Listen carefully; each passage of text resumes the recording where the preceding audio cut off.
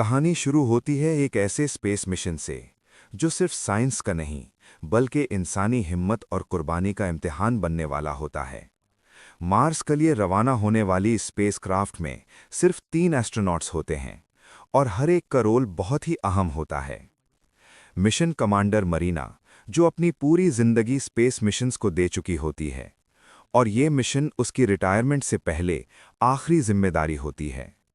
उसके लिए ये सिर्फ ड्यूटी नहीं बल्कि एक फाइनल प्रॉमिस होता है कि सब कुछ सही तरीके से कंप्लीट हो। डेविड, जो एक बायोलॉजिस्ट होता है, उसका सपना होता है कि मार्स पर जाकर लाइफ के नए फॉर्म्स पर रिसर्च करे। और जोई, जो मेडिकल ऑफिसर होती है, जिसका काम सिर्फ दवा देना नहीं बल्कि हर हालत में क्रू को जिंदा रखना होता है। लॉन्च के वक्त स्पेसक्राफ्ट बहुत जोर से हिलती है। अंदर बैठे तीनों लोगों के चेहरों पर टेंशन होती है, हाथ सीट बेल्ट्स में जकड़े होते हैं और सांसें तेज चल रही होती हैं। कुछ लम्हों के लिए लगता है कि इंजन फेल हो गया है और मिशन वहीं खत्म हो जाएगा। लेकिन ग्राउंड स्टेशन से ग्रीन सिग्नल मिलता है और स्पेसक्राफ्ट धीरे धीरे अर्थ से दूर होती चली जाती है। जब स्पेसक्राफ्ट अर्थ के ऑर्बिट में पहुंचती है और अपनी मेन शिप से डॉक करती है तो सबके चेहरों पर रिलीफ होता है। नीचे नीला प्लैनेट छोटा होता जा रहा होता है और उस खूबसूरत मंजर को देखकर तीनों को एहसास होता है कि अब वो वाकई अर्थ छोड़ चुके हैं। शुरू के दिन का माहौल काफ़ी नॉर्मल होता है। खाना खाया जाता है, मजाक होता है और ग्राउंड स्टेशन को रिपोर्ट्स भेजी जाती हैं। यहीं बातचीत के दौरान पता चलता है कि मरीना के लिए ये आखिरी मिशन है।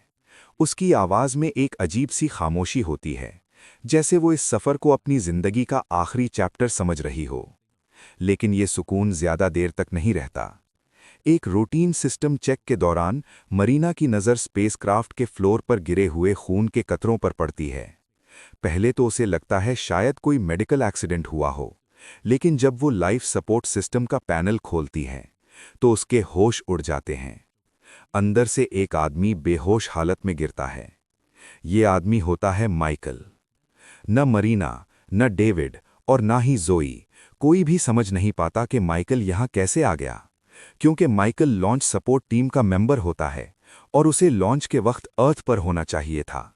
इसका मतलब ये होता है कि लॉन्च के दौरान एक बहुत बड़ी ह्यूमन एरर हो चुकी होती है। जोई और डेविड फौरन मेडिकल प्रोटोकॉल फॉलो करते हैं। माइकल को स्ट्रेचर पर लिटाकर ट्रीट किया जाता है। उसकी बॉडी में मल्टीपल इंजरीज होती हैं और ऑक्सीजन की कमी की वजह से उसकी हालत और भी नाजुक होती है। इसी बीच मरीना एक और खौफनाक चीज़ डिस्कवर करती है। लाइफ सपोर्ट सिस्टम डैमेज हो चुका होता है और स्पेसक्राफ्ट से ऑक्सीजन लीक हो रही होती है। ये सिर्फ एक टेक्निकल प्रॉब्लम नहीं होती, ये डेथ काउंटडाउन होता है। माइकल जब होश में आता है और अपने इर्द गिर्द सिर्फ मेटल वॉल्स और खामोश स्पेस देखता है तो वो घबरा जाता है। उसके लिए ये सिर्फ एक एक्सीडेंट नहीं होता बल्कि एक जिंदा कब्र जैसा होता है। वो बार बार पूछता है कि क्या लॉन्च हो चुका है, क्या वो वाकई स्पेस में है। जब मरीना उसे सच बताती है कि स्पेसक्राफ्ट मार्स की तरफ जा रही है और वापस आना नामुमकिन है तो माइकल टूट जाता है। उसकी जबान पर सिर्फ एक नाम होता है, उसकी छोटी बहन। वो रो रो कर कहता है कि वो अकेली है और उसे छोड़कर वो यहाँ नहीं रह सकता। नासा माइकल की बहन की जिम्मेदारी लेने का वादा करता है। ये बात माइकल को थोड़ा सा सुकून देती है, लेकिन सच ये होता है कि उसकी जिंदगी अब इसी स्पेसक्राफ्ट से बंधी होती है। यहीं से कहानी का असल प्रेशर शुरू होता है। डेविड अपनी लैब में ऑक्सीजन प्रोडक्शन के नंबर्स चेक करता है। वो प्लांट्स जो नॉर्मली काफ़ी लगते हैं अब 4 लोगों के लिए बिल्कुल भी काफ़ी नहीं होते। कैलकुलेशंस एक एक करके गलत निकल रही होती हैं। सिर्फ एक चीज़ ऐसी होती है जो इतनी ऑक्सीजन बना सकती है, एल्गी। लेकिन एल्गी मार्स के रिसर्च फेज के लिए रखी होती है। अगर वो अब यूज़ हो गई तो डेविड का पूरा सपना, उसकी पूरी रिसर्च सब खत्म हो जाती है। मजबूरी में वो एल्गी यूज़ करता है, लेकिन किस्मत फिर साथ नहीं देती। आधे से ज़्यादा एल्गी खराब हो जाती है। अब ऑक्सीजन उतनी ही बन रही होती है जितनी 3 लोगों के लिए मुश्किल से काफ़ी होती है। जब मरीना फाइनल कैलकुलेशन करती है तो एक खामोश लेकिन बहुत भारी सच सामने आता है। कि 4 लोग मार्स तक जिंदा नहीं पहुंच सकते। और यहीं पर पार्ट 1 खत्म होता है, जहां कहानी एक टेक्निकल प्रॉब्लम से बदलकर एक इंसानी फैसले का बोझ बन जाती है। कमांडर मरीना जब ये बात कंफर्म करती है कि 4 लोग मार्स तक जिंदा नहीं रह सकते, तो स्पेसक्राफ्ट के अंदर एक अजीब सी खामोशी छा जाती है। कोई चीखता नहीं, कोई गुस्सा नहीं करता। सब समझ जाते हैं कि ये मिशन अब साइंस का नहीं रहा, बल्कि जिंदगी और मौत का सवाल बन चुका है। ज़ोई सबसे पहले रिएक्ट करती है। उसके लिए माइकल सिर्फ एक एक्स्ट्रा पैसेंजर नहीं होता, वो एक पेशेंट होता है, एक जिंदा इंसान जिसका खून उसके हाथों में मरने के लिए नहीं दिया जा सकता। वो साफ कह देती है कि किसी भी हालत में वो ये बात एक्सेप्ट नहीं करेगी कि किसी एक को कुर्बान करके बाकी लोग जिंदा रहें। डेविड खामोश रहता है। वो अपनी लैब, अपनी एल्गी, अपनी खत्म होती रिसर्च और गिरती हुई ऑक्सीजन लेवल्स के बीच फंसा होता है। उसके लिए ये फैसला सिर्फ इमोशनल नहीं होता, बल्कि पूरे मिशन का सर्वाइवल इक्वेशन होता है। नासा से कांटेक्ट होता है। अर्थ पर हर एजेंसी सॉल्यूशन ढूंढने की कोशिश करती है। टाइम मांगा जाता है, 10 दिन। शायद कोई नया आइडिया आ जाए, शायद कोई रास्ता निकल आए। लेकिन स्पेस में वक्त उम्मीद का नहीं, काउंटडाउन का नाम होता है। माइकल इन सब से बिल्कुल बेखबर होता है।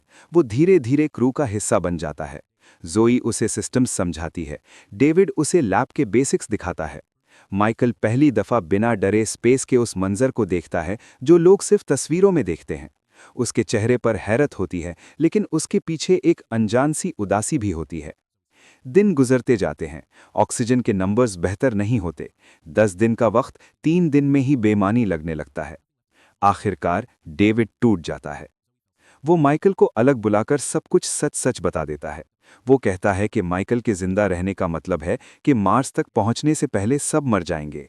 हर सांस जो माइकल लेता है, मिशन को मौत के करीब ले जा रही है। डेविड उसके सामने एक इंजेक्शन रखता है। आवाज कांप रही होती है। वो कहता है कि ये पेनलेस है, नींद जैसी, और फिर सब खत्म। ये वो लम्हा होता है जहां माइकल की दुनिया टूट जाती है। वो चीखता नहीं, वो भागता नहीं। वो चुपचाप बैठकर समझने की कोशिश करता है कि उसका वजूद ही बाकी 3 लोगों की मौत की वजह बन गया है। वो अपनी छोटी बहन के लिए एक मैसेज रिकॉर्ड करता है। उसकी आवाज़ भारी होती है, लेकिन अल्फाज मजबूत। अब तुम्हें खुद स्ट्रांग बनना होगा। ज़ोई को जब ये सब पता चलता है तो वो अंदर से फट जाती है। वो इंजेक्शन वापस उठाती है और डेविड पर गुस्सा निकालती है। उसके लिए ये फैसला कत्ल के बराबर होता है। इसी गुस्से और मायूसी के बीच ज़ोई को एक आखिरी उम्मीद याद आती है। स्पेसक्राफ्ट के ऊपर एक बहुत बड़ी ऑक्सीजन टैंक होती है जो लॉन्च से पहले भरी गई होती है। अगर उस तक पहुंच जाया जाए तो शायद सब बच सकते हैं। मसला सिर्फ ये होता है कि वो टैंक स्पेसक्राफ्ट से 450 मीटर ऊपर बाहर की साइड पर होती है। वहां तक पहुंचना एक सुसाइड मिशन जैसा होता है। फिर भी ज़ोई और डेविड तैयार हो जाते हैं। दोनों स्पेस सूट्स पहनकर बाहर निकलते हैं। नीचे सिर्फ खामोश बेइंतहा स्पेस होती है। ना आवाज, ना मदद, ना वापस आने की गारंटी। हर कदम गलत हुआ तो सीधा मौत। क्लाइंब शुरू होती है। धीरे, बहुत धीरे। आर्टिफिशियल ग्रेविटी कम होती जाती है। बैलेंस बनाना मुश्किल होता जाता है। बीच में नाजुक सोलर पैनल्स आते हैं, जहां एक छोटी सी गलती पूरी स्पेसक्राफ्ट को बंद कर सकती है। आखिरकार वो ऑक्सीजन टैंक तक पहुंच जाते हैं। यहां पहली दफा उम्मीद की एक रोशनी नजर आती है। टैंक में वाकई इतनी ऑक्सीजन होती है कि 4 लोग जिंदा रह सकते हैं। लेकिन किस्मत फिर इम्तिहान लेती है। सोलर स्टॉर्म अलर्ट आ जाता है। ऐसी रेडिएशन जो चंद सेकंड्स में इंसान को मार सकती है। कमांडर मरीना चीख कर कहती है कि तुरंत वापस आओ। ज़ोई एक सिलेंडर भरकर ऊपर भेज देती है। दूसरा सिलेंडर भरते वक्त खत्म हो जाता है। वापस आते हुए ज़ोई से एक छोटी सी गलती होती है। उसका हुक अटैच नहीं होता। वो फिसलकर गिरती है और भरा हुआ ऑक्सीजन सिलेंडर उसके हाथ से छूटकर स्पेस में खो जाता है। अब सब कुछ खत्म होता हुआ लगता है। सिर्फ एक और टैंक बची होती है जो धीरे धीरे लीक हो रही होती है, और सोलर स्टॉर्म अभी भी चल रहा होता है। बाहर जाना मतलब ऑलमोस्ट मौत होती है। माइकल आगे आता है। वो कहता है कि वो जाएगा, लेकिन मरीना उसे रोक देती है। वो ट्रेंड नहीं होता, उसकी मौत बेकार होती। ज़ोई समझ जाती है कि ये फैसला अब उसे ही लेना होगा। वो डेविड की तरफ देखती है, फिर माइकल की तरफ, और फिर खुद स्पेस की तरफ। बिना शोर के, बिना ड्रामा के वो स्पेस सूट पहनकर दोबारा बाहर निकल जाती है। सोलर रेडिएशन उसके सूट को जलाने लगती है। उसका जिस्म अंदर से टूट रहा होता है। हर कदम दर्द से भरा होता है, लेकिन वो रुकती नहीं। आखिरकार वो टैंक को उठाकर स्पेसक्राफ्ट के अंदर पुश कर देती है। हैच बंद होता है। ज़ोई बाहर रह जाती है। अपनी आखिरी सांसों में वो मार्स की तरफ देखती है। उसके चेहरे पर हल्की सी मुस्कुराहट होती है, जैसे उसे यकीन हो कि उसकी कुर्बानी बेकार नहीं गई। और फिर खामोशी। ज़ोई की कहानी यहीं खत्म होती है, लेकिन उसका फैसला बाकी 3 लोगों को जिंदा रख देता है।